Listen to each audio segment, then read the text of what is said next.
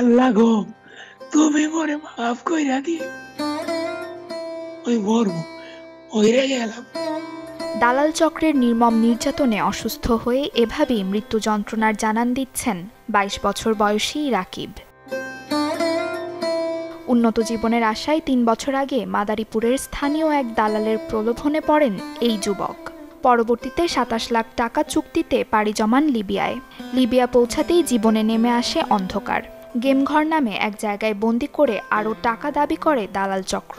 শুরু হয় পাশবিক নির্যাতন। ছেলেকে বাঁচাতে ধার দেনা করে আরও ৫ লাখ টাকা দেন স্থানীয় দালালকে, কিন্তু তাতেও কাজ হয়নি।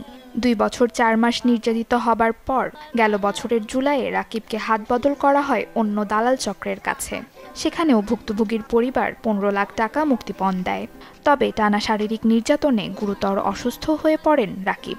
লিবিয়ার এক হাসপাতালে নেয়ার পর তাকে মৃত ঘোষণা করে স্থানীয় হাসপাতাল। মৃত্যুর খবর এলাকায় ছড়িয়ে পড়লে শোকের ছায়া নেমে আসে পুরো পরিবারে।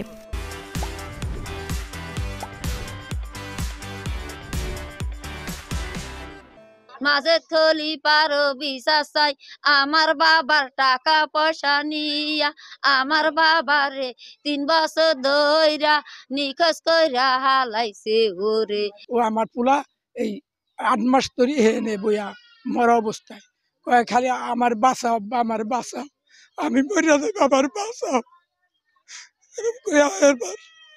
এই এখন আমার পোলা মারা গেছে, এখন আমার পোলা মারিয়া লাইছে।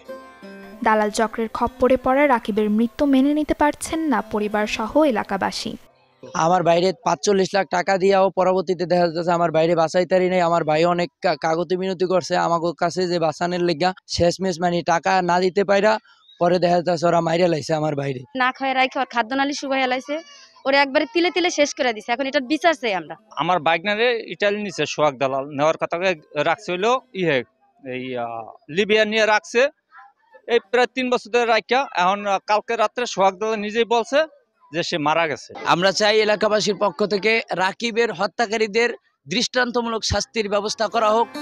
গেল বছর লিবিয়া হয়ে ইতালি যাওয়ার পথে নিহত হন জেলার শতাধিক মানুষ, যার মধ্যে প্রায় ২০০ মামলা দায়ের হয়েছে ৫ শতাধিক দালালের বিরুদ্ধে।